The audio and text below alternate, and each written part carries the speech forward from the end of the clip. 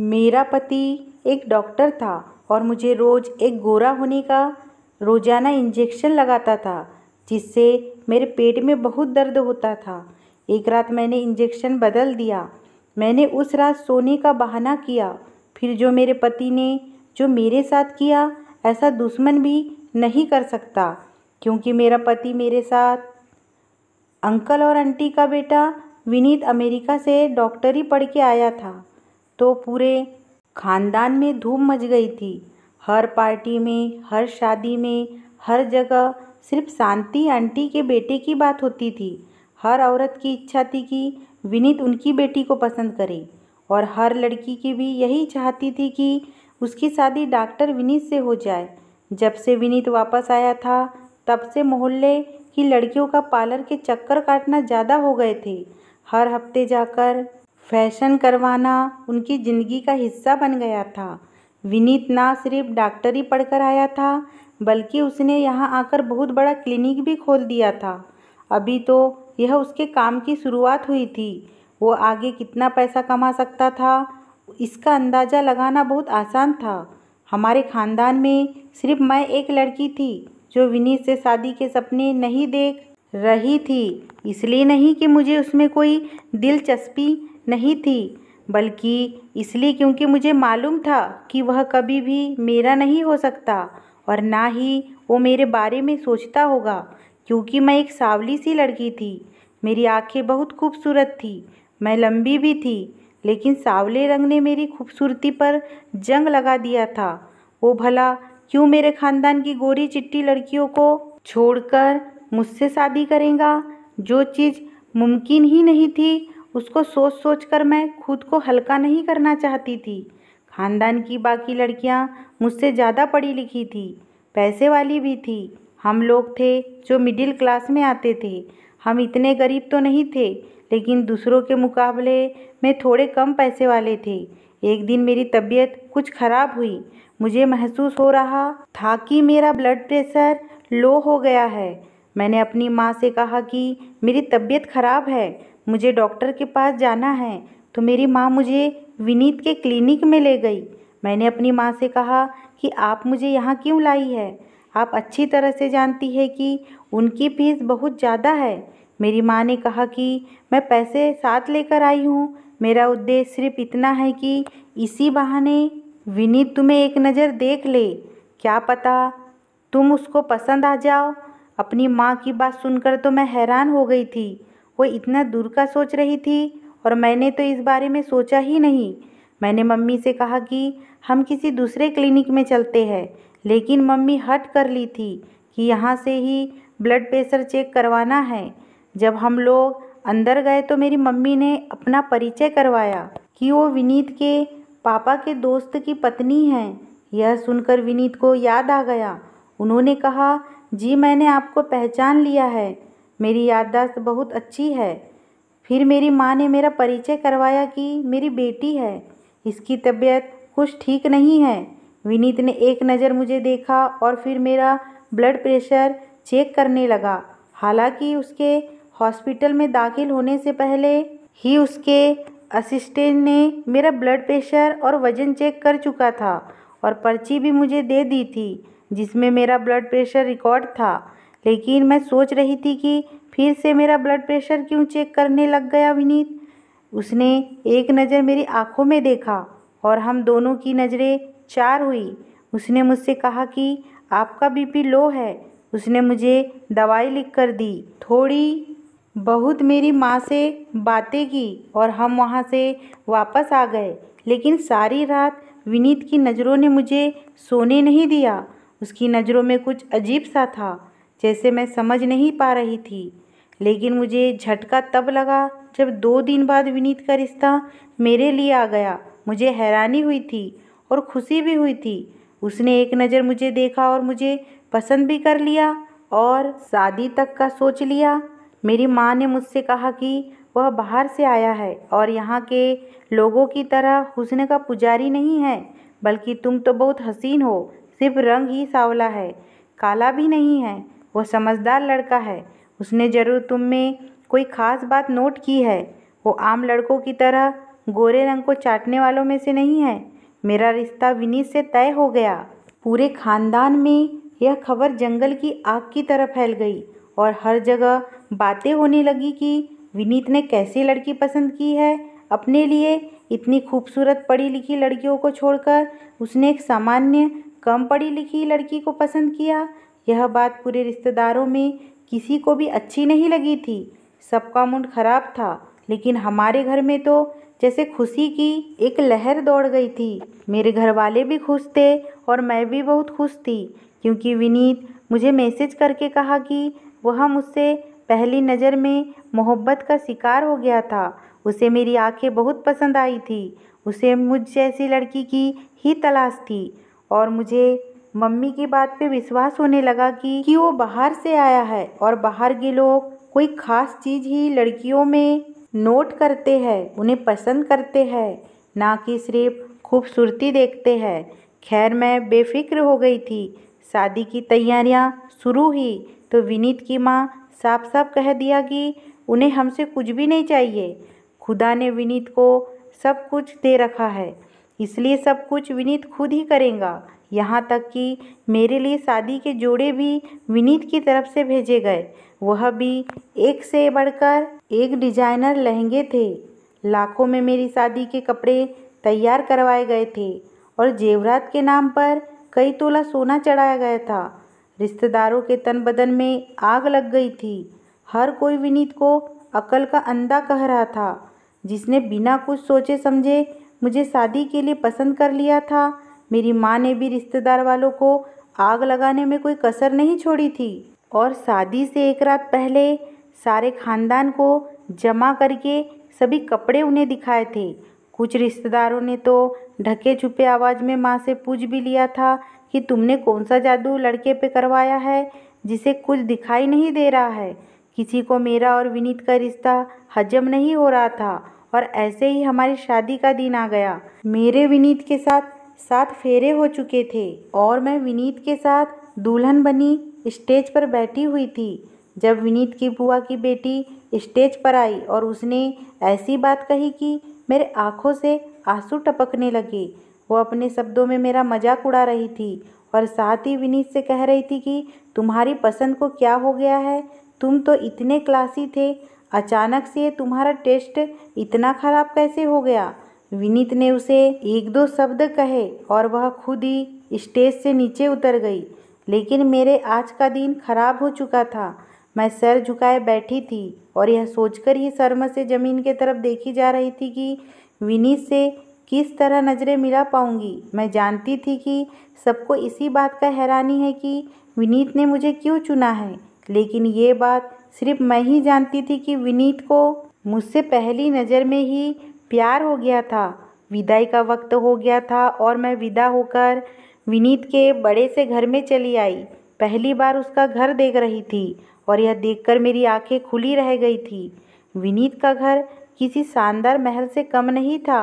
ऐसा लग रहा था जैसे वह करोड़ों रुपए कमाता हो। दिल में सोचने लगी कि डॉक्टर लोग तो बड़े ही पैसे वाले होते हैं, गरीबों का खून निचोड़ लेते हैं और अपना महल तैयार कर लेते हैं, लेकिन ये तो मुझे बहुत बाद में पता चला कि ये महल कैसे बना हुआ था। मुझे मेरी सास यानी विनीत की माँ ने कमरे में बैठा दिया। विनीत के बुआ की बेटी की बातें अभी तक मेरे अंदर गूंज रही थी। मेरे अंदर एक आग सी जल रही थी। कमरे में एसी की ठंडक होने के बावजूद भी मुझे अपना सर सुलगता हुआ महसूस हो रहा था।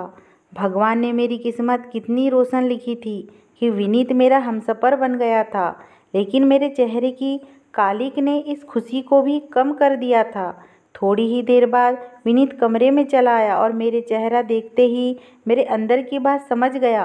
क्या बात है रागिनी, तुम क्या अभी तक खुशबू की बात को लेकर बैठी हो? मैं एक नज़र से विनीत की तरफ देखी तो वह कहने लगा, मोहब्बत ऐसी ही होती है, महबूब के बिना कहे उसकी हर बात समझ आ जाती है। विनीत के लहजे में मोहब्बत की चाशनी घुली हुई थी और मैं अपनी खुश नसीबी पर दिल ही दिल में खुश हो रही थी। तुम फिक्र ना करो रागिनी, तुम्हारी ज़िंदगी की ये परेशानी मैं जल्दी दूर कर दूंगा। कोई तुम्हारे रंग को लेकर तुम्हें कमज़ोर नहीं समझेगा। आजकल तो इतने इलाज आ गए हैं कि कुछ इंजेक्शन से ही तुम्हारा रंग निखर जाएगा। मुझे तो तुम्हारा सांवला ही रंग अच्छा लगता है, लेकिन मैं तुम्हारी आंखों में आंसू नहीं देख सकता। इसलिए मैंने सोच लिया है कि मैं रंग गोरा करने वाले इंजेक्शन के ज़रिए तुम्हें दूसरी लड़कियों की तरह हसीन बना दूंगा। मैंने विनीत की तरफ देखा। क्या ये मुमकिन है कि मेरा रंग भी निखर कर दूसरी लड़कियों की तरह गोरा हो जाएगा? विनीत मुस्कुराकर कहने लगा, यह दौर अलग है। अब कुछ भी नामुमकिन नहीं है। जिसके पास पैसा है वह सब कुछ हासिल कर सकता है। लोग तो सर्जरी के जरिए अपने नैन नक्श तक बदला लेते हैं। तुम्हारा तो सिर्फ रंग गोरा करना है। विनीत ने मुझसे वादा कर लिया कि वह अगले दिन से ही मेरा इलाज शुरू कर देगा। मैं ख्याल ही ख्यालों में खुद को खुशबू से कहीं ज़्यादा हसीन महसूस कर रही थी। वो जो मुझे मेरे पति की नज़रों में गिराना चाहती थी, मैं अब उससे बदला लेना चाहती थी। विनीत ने बहुत अच्छे से मुझे अपना लिया था और उसका साथ पाकर मैं बहुत खुश थी। विनीत से मिलकर ऐसा लगता ही नहीं था जैसे वह अमेरिका में पढ़कर आया है। ना उसके चेहरे पर गुरूर था, ना ही उसकी बातों में अमेरिका की पढ़ाई का नशा। वो तो एक सीधा साधा आम सा इंसान था जो मेरी मोहब्बत में पूरी तरह मेरा हो चुका था। शादी के अगले दिन ही विनीत ने मुझे बताया कि उसकी अपनी एक डॉक्टर से बात हो गई है। मुझे रोज़ रात को एक गोरा होने वाला इंजेक्शन लगेगा और एक हफ्ते में ही फर्क दिखने लग जाएगा। मैंने आईने के सामने खड़ी तैयार हो रही थी। विनीत की बात सुनकर मैंने एक नज़र अपनी सांवली रंगत पर डाली और यह सोचकर ही मेरे चेहरे पर मुस्कुराहट आ गई कि आने वाले दिनों में मैं चाँद की तरह चमकने लगूंगी। विनीत धीरे से मेरे करीब आया और मुझे बाहों में भरते हुए मुझसे वादा लिया कि मैं इस इलाज के बारे में किसी को कुछ नहीं बताऊंगी। वो नहीं चाहता कि लोग तरह तरह की बातें बनाकर मेरा दिल दुखाए। मैंने इस बात का वादा कर लिया था कि मैं किसी को भी इलाज के बारे में कुछ नहीं बताऊंगी। और विनीत ने उसी रात मुझे पहला इंजेक्शन लगा दिया। इंजेक्शन लगाते ही थोड़ी देर बाद मुझे नींद आ गई और फिर जब सुबह मेरी आँख खुली तो मेरे पेट में बहुत दर्द हो रहा था। मुझे समझ नहीं आ रहा था कि दर्द क्यों हो रहा है, लेकिन इस दर्द के ने मुझे परेशान करके रख दिया था। मैंने विनीत को बताया तो वह कहने लगे कि हर चीज़ का एक साइड इफ़ेक्ट होता है और शायद इंजेक्शन में तुम्हें दर्द हो रहा है। एक हफ्ते की बात है, दर्द बर्दाश्त कर लो। मैं यह सब कुछ तुम्हारे खातिर ही कर रहा हूँ ताकि तुम्हें कभी छुप छुप कर आंसू बहाने की ज़रूरत ना पड़े। तुम ही सोचो, जब तुम्हारे बच्चे होंगे तो तुम्हें इस चीज़ का एहसास और भी ज़्यादा होने लगेगा। विनीत की बात सुनकर मैं खामोश हो गई। वो ठीक ही तो कह रहा था। अगर दुनिया वालों की तरह हमारे बच्चे भी मेरी रंगत का मजाक उड़ाते तो मैं क्या करती? शादी के बाद औरत की एक ही कमजोरी होती है और वो होते हैं उसके बच्चे। विनीत ने इस बात का फ़ायदा उठाया था। बच्चे के नाम पर मैं हर दर्द सहने को तैयार थी। और अगली रात भी जब विनीत ने मुझे इंजेक्शन लगाया तो थोड़ी ही देर के बाद मैं गहरी नींद में सो चुकी थी और सुबह एक बार फिर पेट के दर्द से तड़प रही थी। ये दर्द मेरी बर्दाश्त से बाहर होता जा रहा था, लेकिन मैं किसी से इस बारे में बता भी नहीं सकती थी क्योंकि विनीत ने ये इलाज सबसे छुपा के कर रहा था। मैं सारा दिन पेट के दर्द से तड़पती रही और अपने कमरे में बंद रही। रात तक मेरे अंदर हिम्मत खत्म हो चुकी थी और मैं एक और इंजेक्शन नहीं लगवा सकती थी। मैंने सोचा अगर एक दिन इंजेक्शन ना लगवाऊँ तो शायद इतना फ़र्क नहीं पड़ेगा, लेकिन विनीत को कहीं बुरा ना लग जाए यह सोचकर मैंने खुद चुपके से इंजेक्शन बदल दिया और ताकत का इंजेक्शन रख दिया। विनीत ने मुझे इंजेक्शन लगा दिया और मैं आंखें बंद करके लेट गई, जैसे मैं बहुत ही गहरी नींद में सो गई हूँ।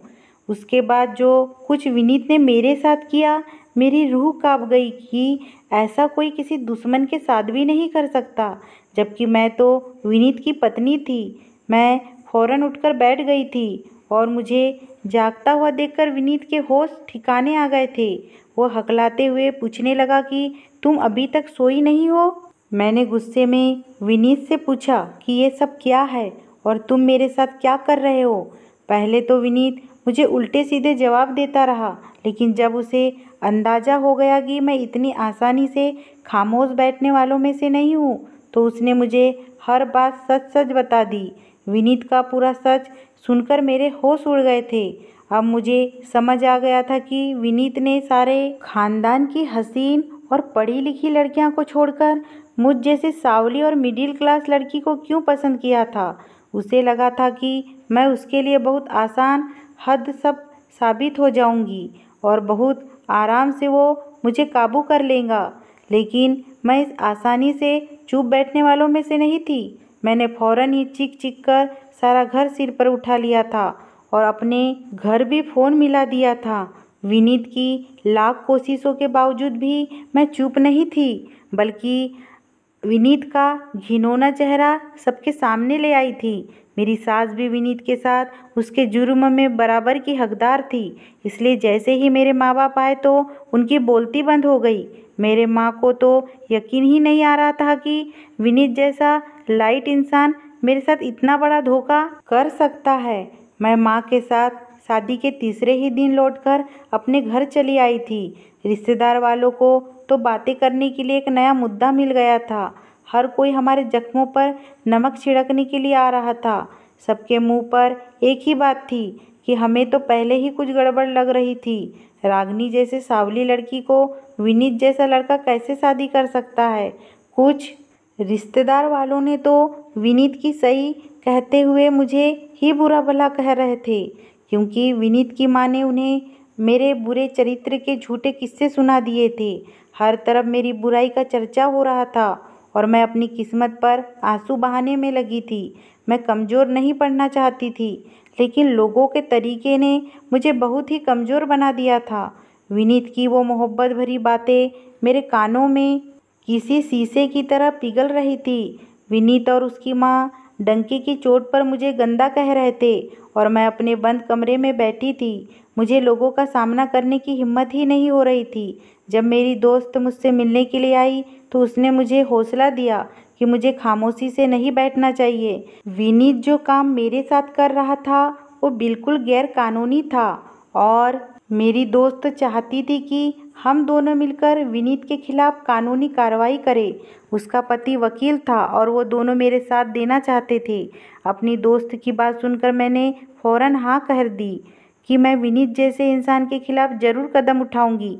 लेकिन जैसे ही माँ को मेरे इरादों का पता चला, माँ ने साफ मना कर दिया कि हम जैसे इज्जतदार लोग कोर्ट कचहरी के चक्कर नहीं लगा सकते।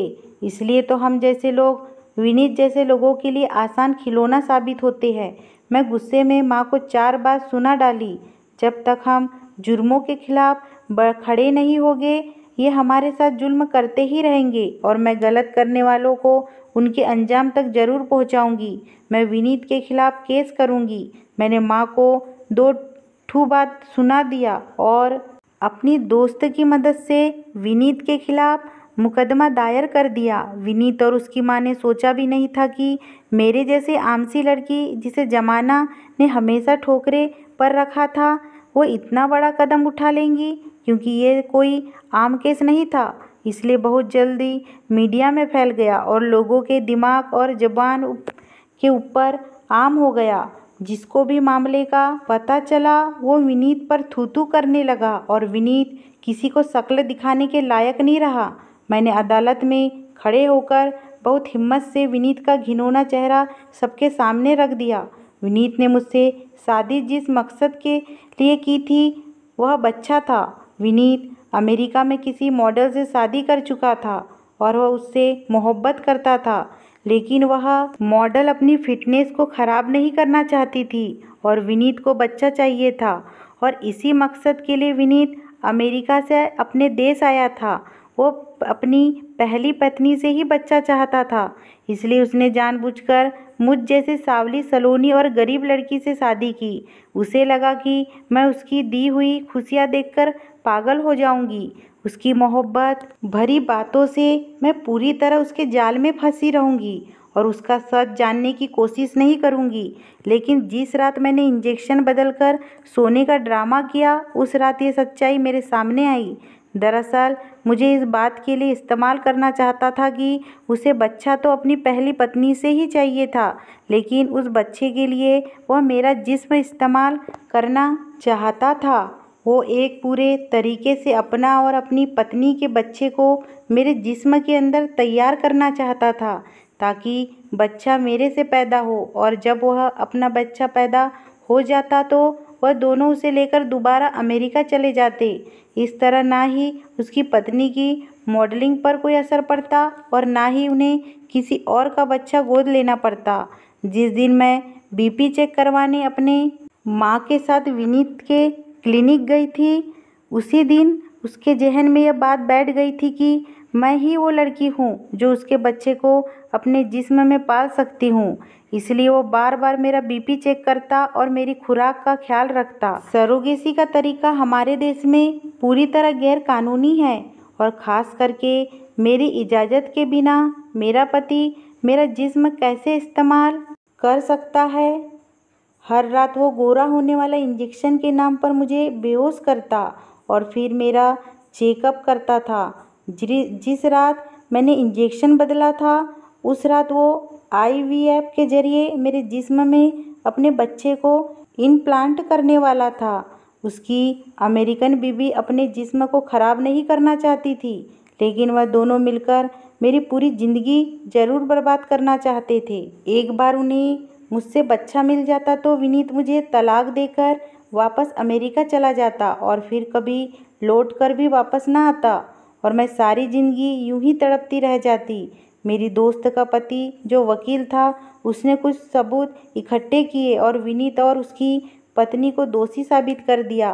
वो दोनों धोखे से मुझे इस्तेमाल कर रहे थे, और अगर उस रात मैं इंजेक्शन ना बदलती तो उन दोनों के बच्चे को अपना खून समझकर 9 महीने तक उन्हें पेट में पालती रहती, और उसके बाद वो दोनों अपना बच्चा लेकर दोबारा वापस गायब हो जाते। उन दोनों को सज़ा सुना दी गई थी और मैं विनीत से तलाक ले ली थी।